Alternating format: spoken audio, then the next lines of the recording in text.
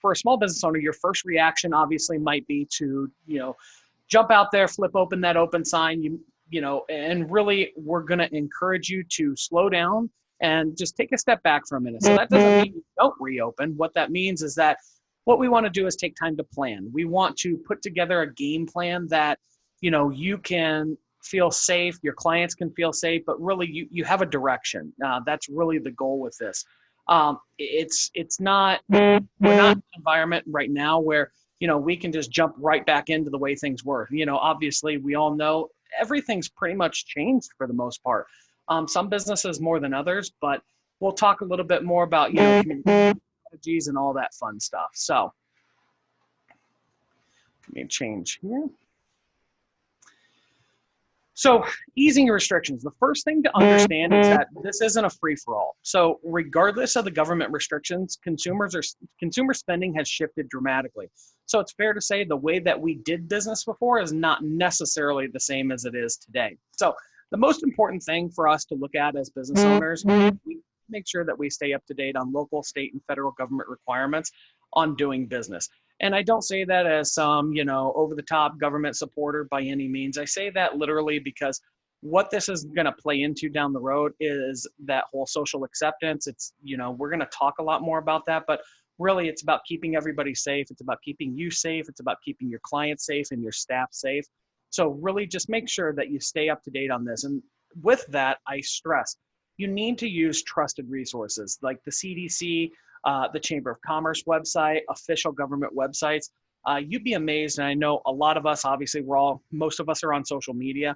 I know that you've seen these posts out there where somebody will ask a question, and Jeanette and I were joking before this session started, and I said, it baffles me when, you see people go into social media and asking questions like, well, how do I get the PPP loan? Or, they just ask questions that, you're going to get such a wide variety of answers. It's just not the right way to do things. So go with trusted resources. And again, there's a variety of them out there, small business association, you name it. There's local industry associations, stuff like that. Again, we want trusted, not news or not social media, stuff like that.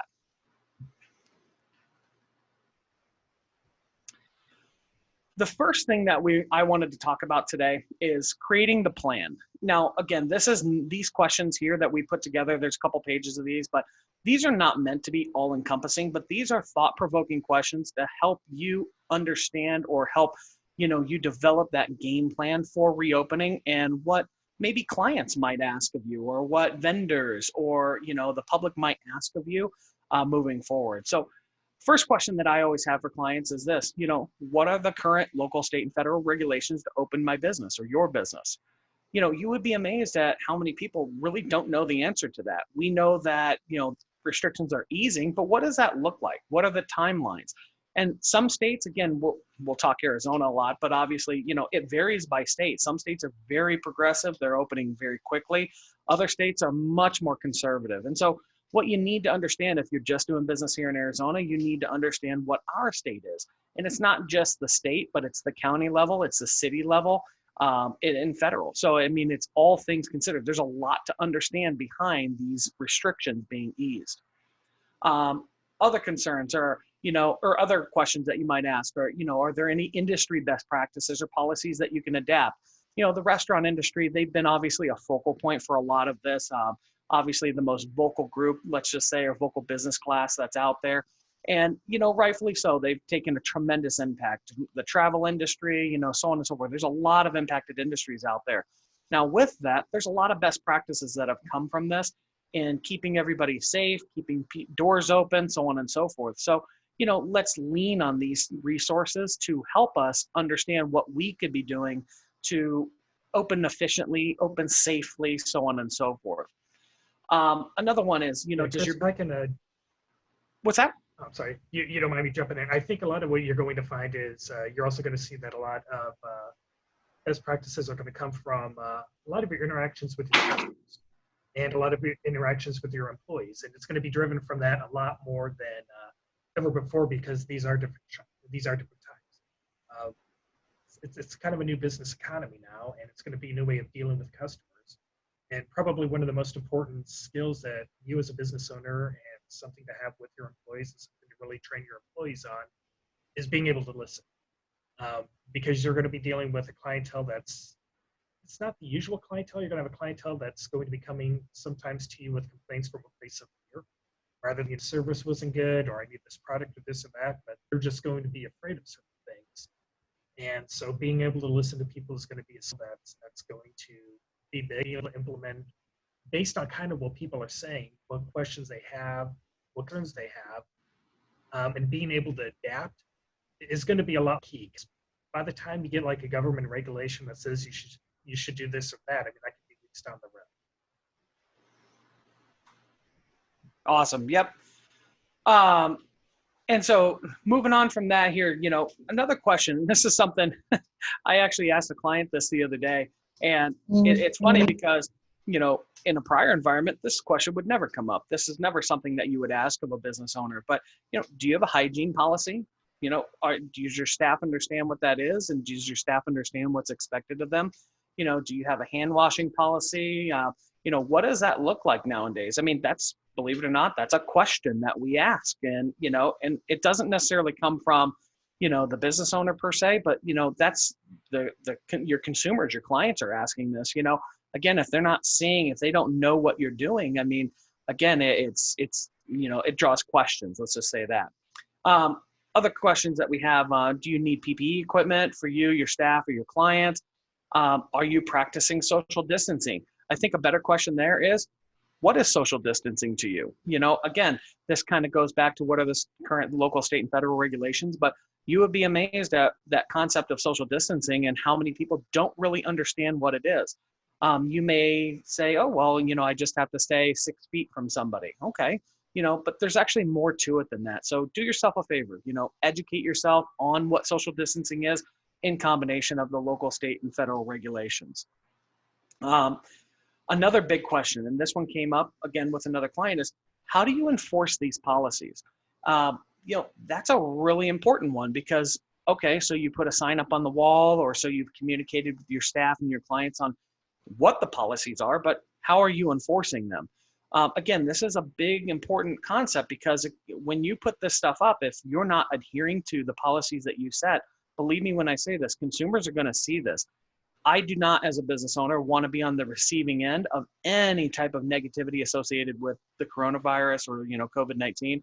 I want to keep my name as crystal clear as I can. And so this is one of those things that we want to make sure that businesses don't put themselves at risk of having that negative publicity come out for not following the rules. And so, again, you see right now, I don't know if if you're on social media, you'll see all sorts of people posting on, oh, well, they're not social distancing at this restaurant. They're not social distancing at this bar, so on and so forth.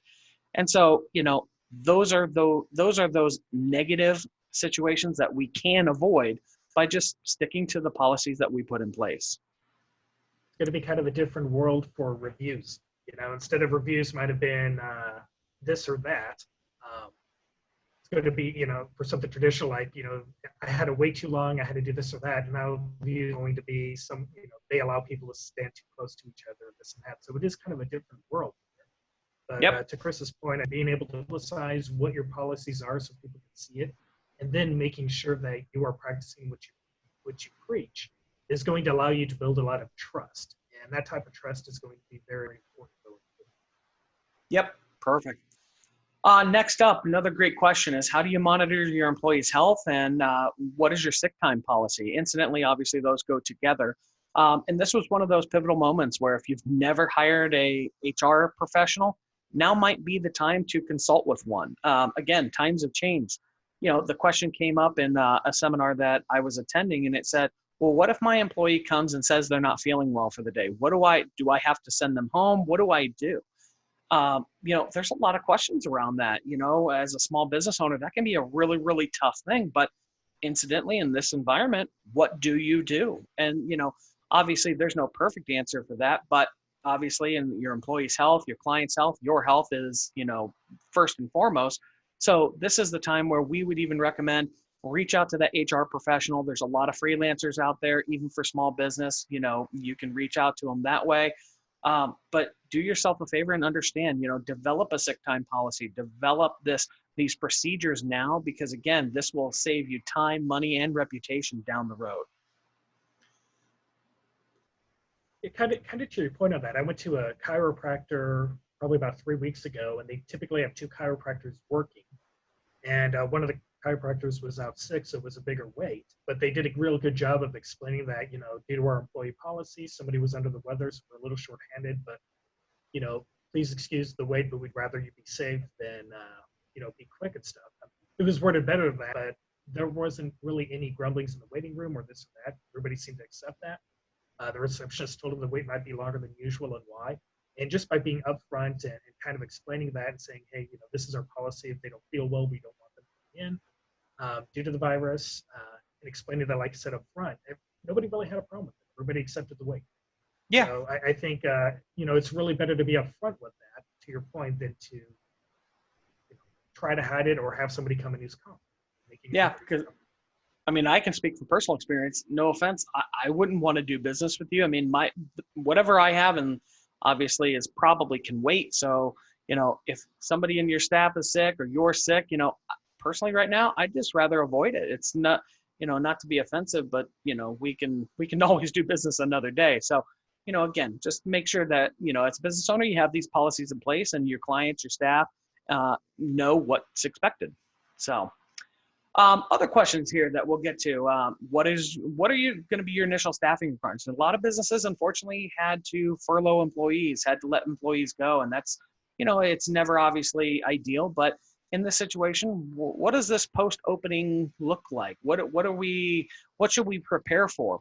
We all know that, things have changed, the volume probably might not be there, but this is a great opportunity to engage your clients, engage your staff, engage the public, and just see, hey, this is where we're at. You can poll clients. There's tons of opportunity. Again, initial staffing requirements might be less than maybe when you were open before, but you'll have to gauge that. There's really no great answer to that question, but do yourself a favor, poll your existing clients. This is where a marketing strategy comes into place. Again, we'll talk about that here in a little bit. This is where just reaching out and letting people know, hey, I'm open. Here's how I do business, so on and so forth, and just see what type of response that you get. Next up, how do we communicate to our staff, clients, and vendors that we're back open? Again, perfect question right now. Because so much has changed, a lot of business owners, they've changed the way that they do business. Great example, Home Depot. If you've been to Home Depot lately, if you look at at least the one here in Surprise, if you look at what extremes they've gone to, they only let 150 people in the store, so on and so forth. They've created queue lines. They've done so much to, try to mitigate these issues. How do you communicate that effectively to your clients? How do you communicate that not just to clients, but to your staff members and vendors, so on and so forth? So there's a lot of questions you got to ask there. And more so, it's about developing that communication strategy so that people understand how to do business with you. That's going to be a coined phrase moving forward is, how do we do business with each other? How do you make it easy to do business with you moving forward? So again, some good questions there. Next up is going to be, what will my customers' needs look like and customers' needs and demands look like now in the foreseeable future? Well, the only way that you're going to get that is by asking them. And really, this is where we got to pull the gloves off as a business owner. And, what might have been uncomfortable before and what might have been out of the norm for us is going to have to start being incorporated into business. Like, we preach all the time, you need to get on video, you need video. A lot of business owners have been apprehensive to that. We'll talk about video here in a little bit. And this is another one. A lot of business owners, they don't necessarily feel comfortable polling clients. They feel like it's an inconvenience or a nuisance to them. Believe it or not, it's actually an engagement tool. A lot of business owners see a lot of success when they ask their clients, what could we do better? What could we do, to bring you in more often, so on and so forth. And so again, don't be afraid to ask those questions. You'll get a percentage of clients that'll answer it and a percentage of clients that won't, but that data is invaluable to helping you plan as a business owner moving forward. Let's see here. Next up, do you have any current or future impacts to product availability or services? So really these next two questions go hand in hand. Supply chain. We've seen a lot of instances where businesses, were unable to get things. I know for us, we've ordered promotional products that haven't come in. there's so many things going on right now with the supply chain, and they're sporadic. I mean, if you're obviously a meat processor and this and that, there's impacts that are happening right now. I know I have a good friend of mine who's up in Vegas. They do those giant digital billboards and all that fun stuff. And it's kind of funny because you don't think about it, those stupid little LED lights that go on it, they're all made in China. And they can't get enough of those lights to replace the bulbs on the strip. And so it's simple things like that. That's a huge supply chain impact. And so what you need to do is assess, hey, am I going to see any current or future impacts to my supply chain? And then really developing a communication strategy around that, because you want to set the right expectation for clients. If I come into your place of business and you are offering a product that maybe is available today, I choose not to purchase it. But maybe you might not have that in the next 30 or 60 days. And communicating that to me actually compels me to make a purchase. So I really think that that's an important thing for you to consider, is that you have to look at those impacts and what might be coming down the road and planning accordingly. And then again, communicate it. Don't keep that. Staff needs to know and your clients need to know. And then next up, do you have any promotional messaging? Again, this can be and has been an Achilles heel for a lot of businesses, is developing that right message. We'll talk a little bit about that here in a bit, but think about this. What is your promotional message? What are you going to do to pull new clients in, or at least get your existing clients back in? You need to make sure that you're developing that strategy now, so that, again, you can make this an easier process down the road. All right, here. So next concept we're going to talk about is called voice of the consumer. Voice of the consumer, or voice of the customer, however you want to phrase that. This has been a concept that we've talked about for years. Again, I think it's been on the back burner for most clients. And not to say a customer's opinion or feedback isn't important, but a lot of people prioritize this differently. Now, it's completely at the forefront. It is literally driving the car. When everybody's sitting on the edge, whether you're a business owner or a consumer, I mean, again, there's so much uncertainty out there.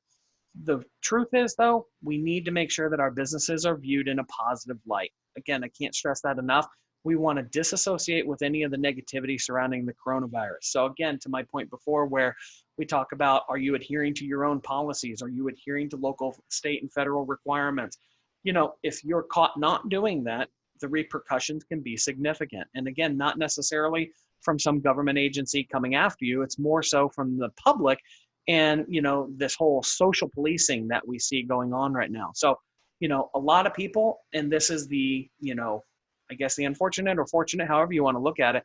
I know that I have, even for me personally, I have friends that I thought would lean one way and they are completely opposite. So I don't think it's fair to, assume that somebody will think or will care one way or the other. You have to assume that right now, everybody feels the same way. So again, keep your business in a positive light, avoid that negativity, understand your policies and procedures, and practice, to Tom's point earlier, practice what you preach.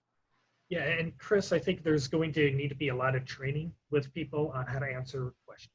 I think it's going to be very important that you train your staff on why you're doing what you're doing, but then you're also training them on two things. One, how to listen and listen with empathy, and then two, how to explain what you're doing. So if people are asking, for whatever reason, if you have a mask, now, if somebody is complaining because you have employees or you're requiring people who come into your business to wear a mask, then you've really got to be prepared to respectfully explain why your position is that way. If you're going the other way, if you're not going to require that and somebody complains about it, you've got to be able to respectfully, empathetically listen first, or respectfully explain your point of view and why the policy is or is not a certain. So whatever it is you decide to do and whatever rules and protocols you do decide to follow, you've got to really train your staff as to the why behind it and how to handle a situation when somebody is upset. Because what you're going to do is if you're short, or if you're coming from the position that I'm right, you're wrong, this is my business, I can run it however I want, you're going to get a ton of negative reviews. So it's just going to be very, very important to say what you're going to do, practice what it is you're going to do, and being able to listen empathetically and explain in a very friendly manner why you're doing what you're doing. And that's going to involve a lot more training on the types of issues you've never had to deal with. Yep. Yep. Perfect. So another thing that Tom had brought up before was on the reviews. And we're going to really dive into this. So, reviews are one of the avenues that we stress business owners need to take more responsibility for, but, seldom do. A lot of business owners that I meet with, consult with, the first thing I do is I go and look at the ratings and reviews. I want to see, what type of business owner are you? What are your clients saying about you? Do you have that perfect 5.0, which we know is probably not legit, but maybe not, we'll give you the benefit of the doubt.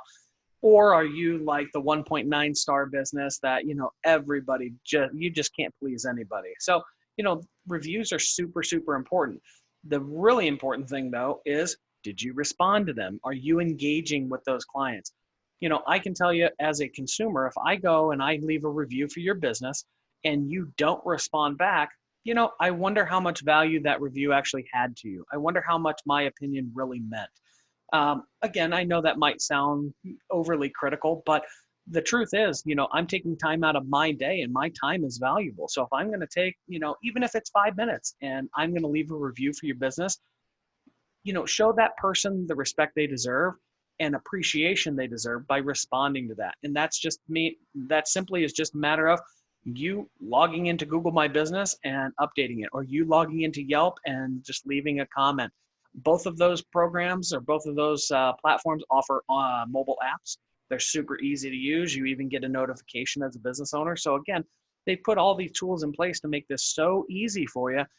Again, me as a marketer, and maybe I am a little overly critical because I know how simple it is to respond.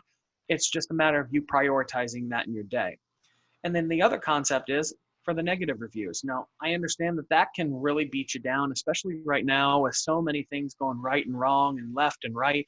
Negative reviews can really kind of, I don't know, it can be overwhelming. But simply put, you get the last word in. And that's a concept that most business owners take for granted. They don't realize that. They just say, oh, well, that person left a negative review, and so I'm going to just reach out to them personally. Well, you can do that. But what you're not doing is you're not showing the community that you care. You're not showing the community that, that's not acceptable. That's not how you do business. That's not the impression that you want to leave with a client. And so by you getting the last word in is just really you responding to that review. And I know we've all heard the concept that you can take any negative review and turn it into a positive. And that is so true. Because again, if somebody goes on a rant and rave about my business, and then I turn that around and say, you know what, Mr. and Mrs. Smith, I really apologize for the service or the experience that you've had. We are 100% committed to customer satisfaction, and I want to make this right for you. Please give our office a call tomorrow, and we'll assign somebody to your account immediately. Something, again, whatever that looks like for you. But imagine what that's going to do for somebody who's reading that review down the road, and it really can turn a negative situation into a positive. Very true. I read somewhere, and I'm not exactly sure where I read this, but when you have, reviews, let's say you have 100 reviews and you have 90 positives and 10 negatives, consumer behavior, the majority of them, honestly, was like 80% of people will just go to the 1 stars to see, okay, what are the bad things? So they'll read that. So this is actually your opportunity to shine in those, to show this is how I address stuff. And sometimes if you have negative reviews that were a year ago, but you've responded, you've handled it, and those reviews aren't coming up anymore, people will look at that and think, okay, well, that problem went away. So think about it in this time. If you have a retail business and people are starting to leave negative reviews saying, people who wait in line are too close together and they're not doing anything about it, that's a good opportunity for you to come back and say, thank you for bringing that attention. We're kind of new on rolling this out. We have set up markers now that will show people where 6 feet apart is. And we're making sure that everybody's respecting everybody's social distance. Well, now that, once you do that, suddenly people are going to look at the negative review and say, well, this was something bad, but they fixed it. It's not an issue anymore. And now you've just erased that negative. And so it's a real good opportunity for you to get rid of those, bottom 10 or 20% negative reviews to show that, okay, we fixed this. We learned. It's going to happen. And again, like Chris says, you could turn that negative into a big positive. Yep. So, yeah, I mean, like I said, I think the moral of this is just take a vested interest in your online reputation. It's going to become even increasingly more important as, we reopen businesses. So again, go back in there. And even if there's nothing wrong with going back in and, take a look at it today and just see, how many reviews do you have and how many have you responded to? I don't care if they're a year ago, go in and thank that person today. You would be amazed at, how you're going to rekindle. Oh, wow. They just responded to my review and thanked me for, taking the time to leave such thoughtful comments. You'd be amazed at what clients will actually turn around and do, and it's keeping your business top of mind to them. So again, I would encourage anybody or everybody today, go out there, just respond to those negative reviews and positive reviews, thank them, and, put some appropriate feedback in there. So moving forward here, we're going to talk a little bit about, the communication strategy. And again, this is a really rough rundown. So again, it's not applicable for every business, but I want, it's worth the conversation. And if you have questions, throw them into the chat. Jeanette's monitoring that, and we can answer these questions if you have something specific. But, communication is going to be one of the single most important things you can do post COVID-19. Sadly, consumers have found a new way to do business, and we were all forced into it. E-commerce has skyrocketed. On a seminar that I attended, it was roughly, e-commerce has grown like, I think it's 512%. For whatever reason, that statistic stands out in my mind. But any way you look at it, it's exponential growth in e-commerce. Amazon has really thanked, whoever started this for, what's gone on. But, moving forward, we need to start drawing clients back into us. We need to remind people why they do business with small businesses, not Amazon. The first point that I make to that is I always tell my clients, okay, e-commerce is a faceless monster. When we look at it, again, some businesses are extremely successful at it, and rightfully so. I encourage any business that sells a product to have an online channel, because there are some clients out there that just don't like that human interaction. And so great, let's give them a channel. Let's give them an option to do business with us. But for those that need help, which me, for most of my purchases, I want to understand things. I want to know what I'm buying. I want to know how to use it. I want to know, what I'm getting myself into. And so as a small business owner, that's what we bring to the table.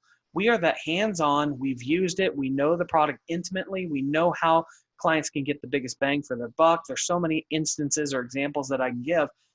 That's why people come to us. That you can't get that with Amazon or most e-commerce platforms. Who are you going to call? A customer service representative that, may or may not even know the product. They're just there to answer the phone. So having that real world experience is what we bring to the table. We are experts in our field. And so that's, again, that draw for clients to come back to us.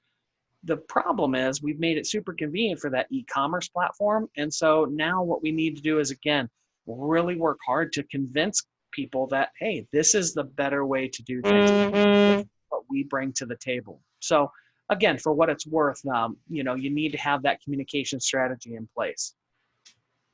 So step one, develop that communication strategy.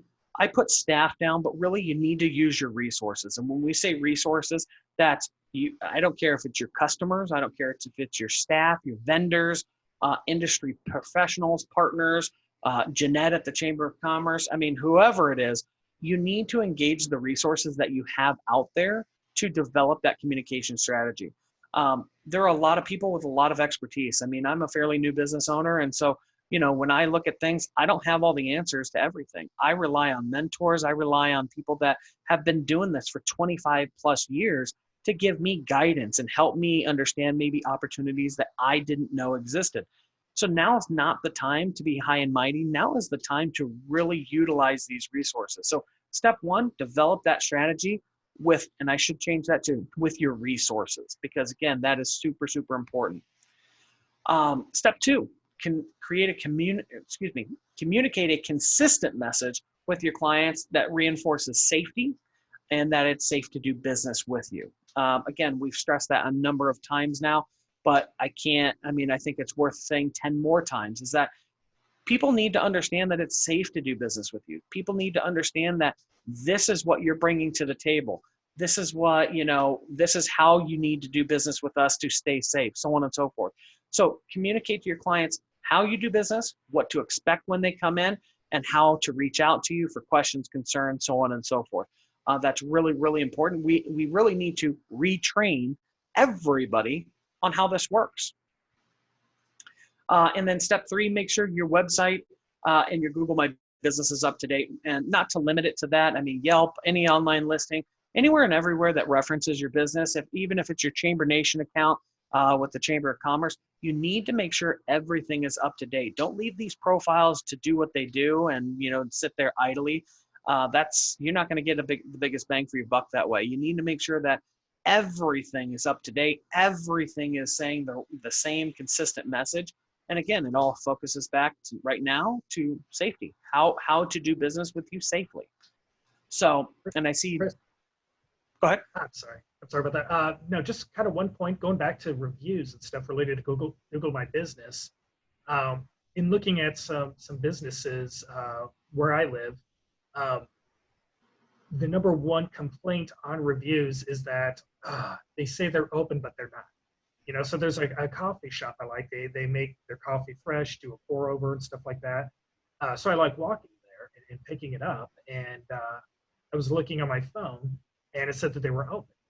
And so I walked down there. By the time I walked down there, I found out there's a sign that says they're closed, or they have limited hours, or something along those lines. In this situation, they had temporarily closed the business.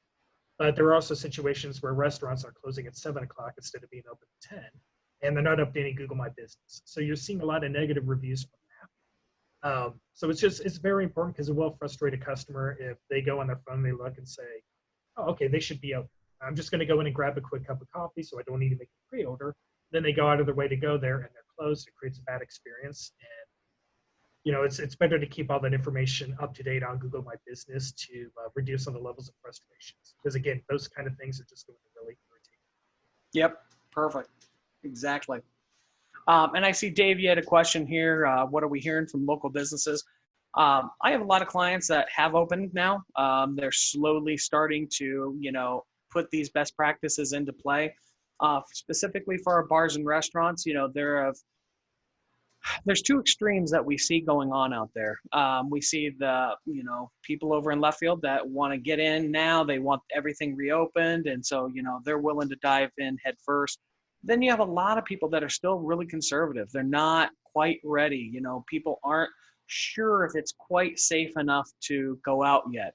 And so for a lot of restaurants that, we manage, it really, it's been hit or miss. Some of them have seen decent traffic, but again, still takeout orders. Jeanette and I and Tom, we were talking about this before the meeting. A lot of people are still in that mode. Now they've become accustomed to, the whole takeout concept, the whole delivery concept. So that convenience factor has been instilled in a lot of us. So the social atmosphere, I think, that's going to take some getting back to. I mean, that's really what bars, restaurants, so on and so forth are bringing to the table here by having a physical presence. So you're still seeing an adjustment period, to answer your question. And I don't know that, I know none of my restaurants are back to capacity by any means. None of them are, at full, they're full tables, sorry. So, but hopefully within the next few weeks, some of that social pressure will come down and, people will start getting out and about again. But for right now, no, it's still pretty limited, actually. It takes, depending on who you read, 21 to 60 days to create a new habit. And we're almost at the 60-day mark of people getting in the habit of getting stuff to go or having stuff delivered to them rather than being in a setting. Plus, for the past 60 days, people have heard really a lot of nonstop stay at home. It's dangerous out there. This is very contagious. So even though businesses are opening up, it doesn't mean consumers are ready to go in there. And again, that's why a seminar like this and the information that Chris has really put together is so valuable, because it's going to be important for you to earn their trust so they'll be comfortable coming back to business again. And exactly. Go back and break some of these new habits to have them revert to the old habits of coming in. Yep. So, all right, next concept up here that we're going to talk about today is customer service. So when we talk about this is no longer an option. Customer service is really going to make or break your business moving forward. Again, consumers, we've gotten used to that convenience. We've gotten used to a lot of basically the new way to do business with companies. And so people are on edge. There's a lot of confusion, a lot of uncertainty. And so those companies, those businesses that go the extra mile right now will be rewarded handsomely. These are the businesses that will make it through.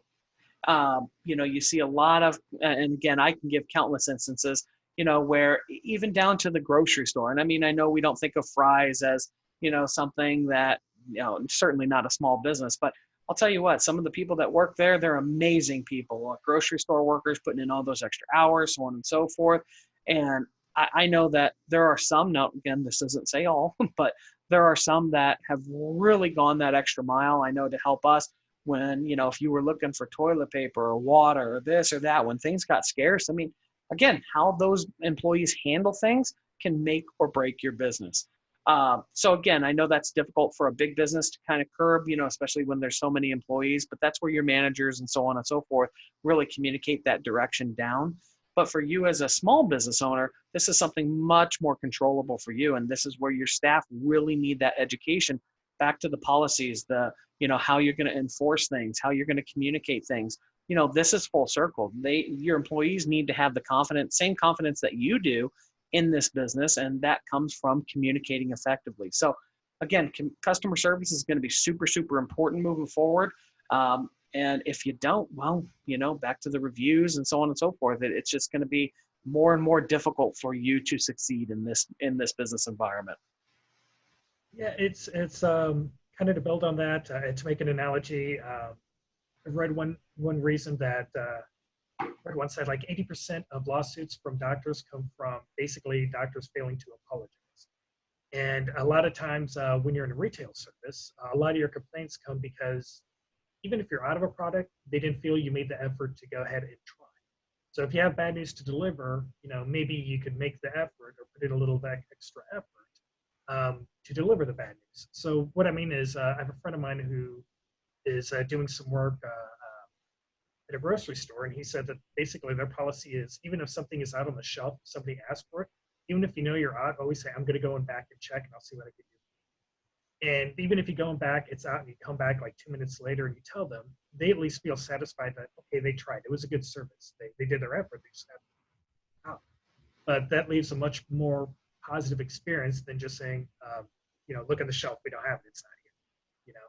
That leaves them feeling a little unhappy. So just taking those steps to kind of go the extra mile for people is going to make a real big difference in how they perceive the service and whether or not you're going to build their trust and continue to win back their service. Yep. We had a small business that we reached out to, and they were out of stock on a particular product, but they offer, and this was amazing. They said, hey, you know what? If you would like, I'll actually write your name down, put you on a list, and I'll call you personally to let you know when that product's in stock. Now, and I thought, wow, that is way over the top, because how you have time to do that, I don't know. But I'll be damned if they actually followed through on it. It was amazing. And again, everybody needs to jump on that bandwagon and do that. For some businesses, it's impractical. But, talk about customer service. I'll tell you, they'll win my business, for the foreseeable future until they screw something up. But just kidding. All right, so moving on here. This is what most of us, or most of you, have probably waited for, is really about the marketing portion of this. And so we saved that for last because we really want to convey that whole communication strategy is what's going to make your marketing strategy successful. And so that's why we saved that for the end here. So whether you pulled back on marketing or increased it, now is the time to focus. It's time to reach deep down into your pockets. It's time to put together a marketing plan that'll get you to that next level. And so when we look at your marketing plan, again, you can pretty much take those goals that you set for the beginning of the year and toss them out. There's really no way to quantify or recover from where we've been so far. It really throws all the data off. It makes things really difficult. So what we're talking to businesses about today is really moving forward. What is this going to look like for the next 6 months? And the easy answer is, we don't know. We don't know what consumer spending is going to truly be like. We do know that online channels are doing extremely well, but for brick and mortar stores, there's just no easy answer to this. A lot of it is going to have to do with that communication strategy and playing things by ear. So the way that we combat that is a couple of things. So these suggestions are really short, sweet, and to the point. And we'll go into depth on these here in a few minutes, but make sure all of your social media channels, listings, websites, all so on and so forth, communicate that consistent message. So we beat that up pretty good. You need to make sure that everything is up to date, everything conveys the right information, your staff understands, so on and so forth. So again, communication critical. The next one is you need to develop promotional material to lure past, present, and future clients into your business. Again, stuff that worked before might not work anymore. You need to really a refresh is what we're saying, or that's the coin term that I'm using at least, is that we need a refresh on things. We need something new, something innovative, dynamic, that catches somebody's attention, that reminds somebody about your business and what you bring to the table. You need to target customers that are already searching for your products and services. These are your low-hanging fruit. If we go on search right now, and again, there's a variety of tools out there. We use a system called KW Finder. There's a free version of it for businesses if you ever want to look at it. But again, KW Finder is a phenomenal tool because I'll tell you what, it tells me when a business comes to me and says, you know what, Chris, I have this as such a product or service, and this is what I'm offering, and blah, blah, blah.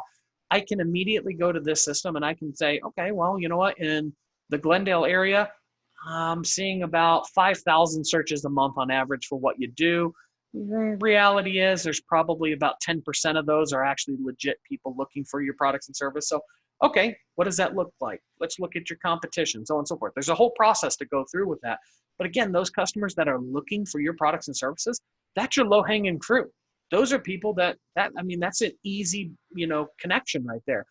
When we talk about branding and billboards and all this other stuff that people do or businesses do, that's awareness items. You're throwing a hook out there and you're hoping to catch a fish. Whether you do or not, who knows? But these are people that they're already on the hook. You just got to reel them in. So really think that through. And again, we'll talk a little bit more about that here, how to target those in a minute. And then lastly, I'm a big advocate for a 30, 60, 90 plan. Again, normally for most clients, we actually develop annual strategies, which encompass a 30, 60, 90 plan. But right now, we're kind of putting those annual strategies on hold, and we're looking at those 30, 60, 90-day game plans to say, okay, what am I doing in 30 days? What am I doing in 60? What am I doing in 90? And then what's the execution look like on that? Those are simple, easy to measure game plans. And so again, maybe your first 30 days, you're looking at social media. Maybe the next 60 days, you're looking at this and that. Again, establish those 30, 60, 90 plans and hold yourself accountable to them. Now, with that said, they are game plans. You need to be flexible. As our situations adjust, so will your business and so will your marketing plan. These are living, breathing documents, or however you create them, digital documents, but they should be very fluid with your business, and they should adapt with the changes in the environment. There's an old saying in marketing that says when times are good, you should advertise. And when times are bad, you must advertise. So you sow what you reap. I think that, or you reap what you sow. Is that the actual phrase? If you invest in your advertising now, then you're going to reap growth.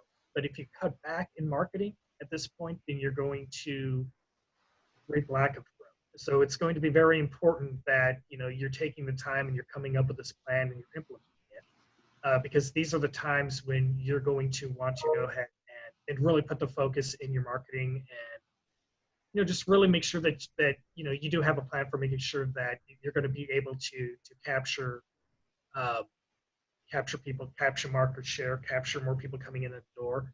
And even if it may not have an immediate result, what you're doing now will work over the course of the next few months as things begin to open up, people's mentalities begin to revert back somewhat to where it was before. Yep, perfect. So, all right here. So social media. So we're going to dive into the specifics on each channel here and, what kind of some of the benefits are. These, again, are high level. So if you have specifics on, your business and you want to know more facts, give us a call, reach out to Jeanette. We can, run through your situation specific, but offline. So social media, when we look at this is going to be an extremely valuable resource over the next 6 months. It's not so much going to be about lead generation, but more about that branding and communication. It's going to solidify your position. So repetition's key. The more times a consumer sees your brand, the more likely they are to engage. That stands true now more than ever. Again, right now, while we kind of slowly and steadily reopen everything, we are looking for those key visuals. We are looking for that repetition. We are looking to remind people that we exist still. And so that is what you're going to do with social media. Again, it's not so much product pushing. Again, this is just, maybe, and I always use the phrase to humanize your brand. Now that rings true more than ever. Small business owners employ more people than anybody else, any, corporate, so on and so forth. So humanize that brand. These are your family. This is your friends. This is the community that, you're helping support. Humanize that brand by featuring them. And again, I'm not saying exploit your employees. I'm saying that, feature them. Hey, here's my staff. Maybe you do group staff shots, something like that. There's a lot of ways you can humanize the brand and show what you and your business really do contribute to the community. So now is that opportunity. Again, showcase what it means to do business with you, and again, what your impact is locally. So humanize the brand. Social media is always one of the big questions we get, is how often do we post, when do we post, so on and so forth. The rule of thumb right now is everybody's on social media. Social media is jumped by leaps and bounds right now. So again, with all this, let's call it spare time on our hands from not working, there's a lot of more people on social media at all different hours. So again, what metrics we used to use and what metrics we used to say, I don't know that there is a norm anymore per se. People are on at all times of the day. So the answer to that question is start just posting. Just, again, use common sense. And most people are up by 8 a.m. and they're going to bed around 8 or 9 o'clock in the evening. So, post anytime in between that, and then see what the data tells you. Look at what your analytics are showing. Look at your engagement, so on and so forth. That's what's going to drive you moving forward, because again, we can give you any statistic that we want, but the reality is there's no norm right now. We're all, again, we're post-virus lockdown. So, we're all adapting as time goes on. I will say, trying to humanize one step further, you did a good job of really saying incorporate your employees, but maybe one step further, if you're comfortable, would be incorporating your family. If you are a smaller owned family-run business, for example, it's a great idea to have a picture of you with your family outside of a business. I mean, that's very welcoming, and that picture alone says 1,000 words. It says a lot about it. It differentiates you. If you're a restaurant, it differentiates you from a lot of the chains that are nationwide. People want to support small business right now. And if you just say the words, I'm a small business or I'm a family business, family-run business, well, that's one thing. But if you show it, that's another. If you want to compete against Home Depot or Walmart in your retail store, and you're not a chain, then this is a real good, again, example of you with your family, posing in front of the store or inside the store if you have a special promotion, or as we'll get to a little later with video. That's going to really separate you from the big guys, from the huge corporations. And if that's one of your competitive advantages, you definitely need to, I hate to say exploit it, but you definitely need to humanize it a lot more. And you need to do that through more images and more videos rather than just text. Perfect. Yep. Well said. So moving on here, next up is going to be pay-per-click. A lot of people cringe when they talk about paid ads. They don't want to hear about it. They don't like them. They've been burned in the past, whatever the situation is. When you do it right, though, it's very, very, very rewarding. And so I stress that because when we look at the big picture, again, remember that low-hanging fruit, these are people searching for what it is that you do. This is people that, you can very easily connect with. And again, I understand, we all want people to naturally gravitate towards us, and nobody wants to really pay for lead generation. But at the end of the day, this is that opportunity that you have to run some ads. Again, and there are very low cost ways. There's very easy ways to control budgets on these.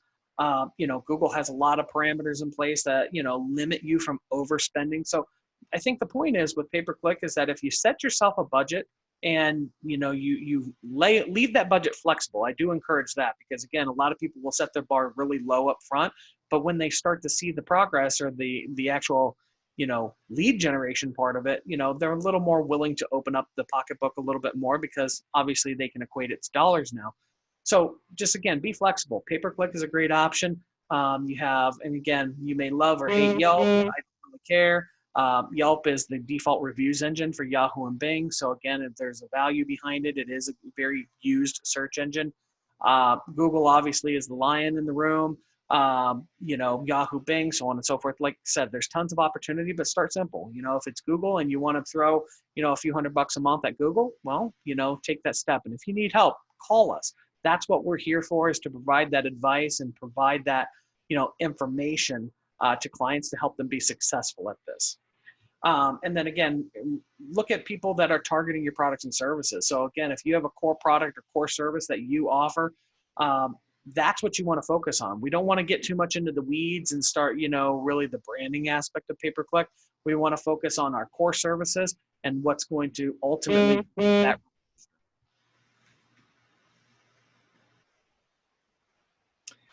Next up, we've got search engine optimization. So this is my favorite, but again, I'm partial to it. But right now, SEO is really a long-term strategy. This is not something that you're going to see in 30, 60 days of return on your investment. It's just not going to happen. This is what you use to surpass your competition. Now, some people may be thinking, well, hey, listen, Chris, I'm just trying to get by right now. I am just trying to get my doors back open. And that's fantastic. This may be something that you address in that 90-day plan, but it's something that needs to be on your radar. It needs to be something that you consider. The organic search results are still 70% of Google's overall traffic. And so it's something that can't be ignored. So you really need to put some thought into that. SEO is the matter, for those who don't understand it. Search engine optimization is really, it's a labor. It's not, there's not really a technology that's out there that, can AI and, do it for you. That doesn't exist. The most successful people that I know that do SEO, they're human optimizers. They're going in there and they do on-site and off-site optimizations. It really, to Michael's point, it really is an art. Some people are better at it than others. So, but again, this is a matter of getting your keywords that your business serves ranking on Google. So again, or the major search engines, it's not just Google. So that's a really, really important concept versus the paid advertising section, which is usually the top 3 or 4 ads on Google. Those are going to be your paid, and everything under that in the map section. And below that, the first 10 spots are usually organic. So next up, email marketing. So we've talked about this before in previous classes, but again, this goes back to that whole communication strategy. Email marketing is probably more important now than it's ever been. But more so, it's about that consistent message and a quality message. And I stress this for 2 reasons. Consistency, because, believe it or not, your clients are actually looking for you to communicate with them. They wouldn't have given you their email address if they didn't want you to. So again, short of you going out and buying a list, that means that a consumer gave you that information. And so it's about being responsible with that and, creating that consistency. If you're a once a month type of business where that you send out email messages once a month, then fantastic. Be a once a month business. If you're once a week, be a once a week. It's what your clients are wanting. That's really the important part is don't abuse this permission, if you will, or else they'll just unsubscribe. So again, make sure that you develop a quality message. That's the other part of this. Quality is, I think it goes without saying, but having a quality message is, what's going to make or break that email, is what's going to make or break your campaign, really. If you're just throwing stuff together just to throw stuff together, it's really not going to get you anywhere. It's going to show, if you're just throwing an email out there to throw it out there, it's going to get deleted and people are going to lose interest. What you want to do is, again, be thoughtful behind this. So, again, to the humanizing the brand, featuring your staff, featuring your products and service. It shouldn't all be about me. Really what you want to do is give that whole community approach, humanize that brand. And you can also offer, a product or service, but don't make that the entire email. Give people some content to read, give people some thought-provoking ideas. That's what's going to create that engagement. A real good example is I've been helping a client with direct mail before everything happened with COVID-19. It was a B2B program. And obviously sending letters to businesses now doesn't make sense. But I'm getting an email from them about every other day, and it has nothing to do with direct mail. They're talking about the SBA loans. They're talking about PPP loans. They're talking about all this other informational stuff that has nothing to do with their business, but it's a great way of providing value and staying in front of their customers. So it's something I've really enjoyed getting their emails, more so than when they were, trying to get me to, buy their marketing service. So it's very important to provide that value rather than feel like you have to sell all the time. Perfect. Awesome, Tom. Next up, and we'll try to wrap this up. I know everybody needs to get back to what they're doing here. So next up is going to be video marketing. And simply put, this is not the time to be shy. Again, we've talked about humanizing the brand. We've talked about the communication strategy. And guess what? As much as we say put a communication strategy in place, there's a lot of people out there that, quite frankly, don't want to read it. They need to be told. And so video is the way that we get that message across. So it all goes full circle. But now's the time for you and your staff to get in front of that camera and showcase why somebody should do business with you and get the hell off Amazon. So talk about your products, feature your client testimonial, talk about how you're doing business now. You know, there's so many options out there. This is your opportunity. So get comfortable with being uncomfortable. Pick up your phone, just record a video today, throw it out there on social media, tag the chamber in it. You know, there's so many opportunities out there for you to connect with consumers. Right now, I think everybody will agree, every business needs every resource possible. So don't let this one go. This, again, is a super, super, super, super easy thing to do. It may be uncomfortable, but it's easy to do. If you need help, you want tips, we're here for you. Give us a call, you know, send us an email, whatever you got to do to get the information, we'll get it to you. I have editing apps I can send to you. I mean, there's so much. So again, don't make this overly complicated, short, sweet, to the point. Maybe a Facebook Live today. I don't care what it is, but, you know, reach out, you know, create that video and get yourself out there. Video is definitely the best way to be genuine and authentic. And because of that, social media sites love it. They promote it. You get the best bang for your buck, even if you're not paying for the ads. If you're just doing it organically, you're going to get the best reach out of that. And if you do have a message that you want to promote with pay-per-click, again, we can help out with that. But if you do that, you're going to get your message out there more efficiently, and people have better recall from it than using image or any other. Yep, perfect. And last but certainly not least is online listings. So again, we've talked about Google My Business now. We've talked about Yelp briefly. You know, it really doesn't matter how somebody gets to you. Like an example I used the other day, you know, TomTom, do you know that's the default like maps direction system for, I think it's Bing right now?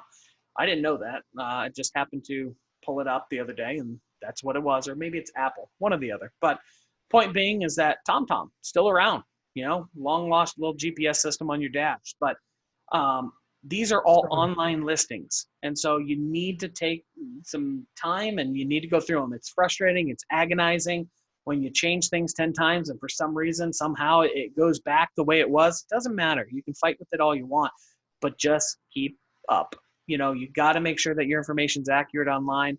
So again, Yelp is the default reviews engine for Yahoo Bing. Got to have a profile. Love them or hate them. I know they're going to contact you a million times and they're going to tell you that you need to sign up with them and how they're the greatest thing in the world.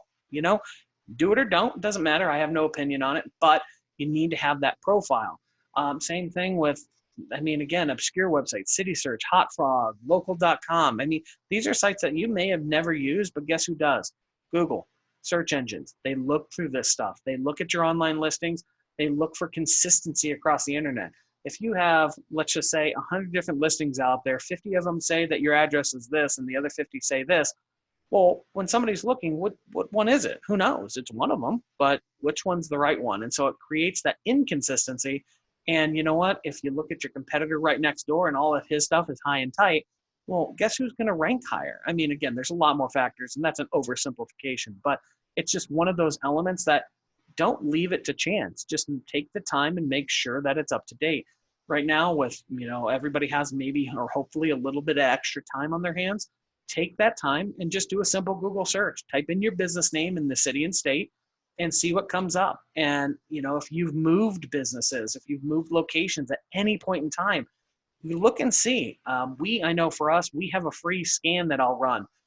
It's fantastic. We can go through this. You know, it's free. It doesn't cost you anything. I'll send it to you. You know, so you know these type of things are invaluable to finding out what exists out there and getting it corrected.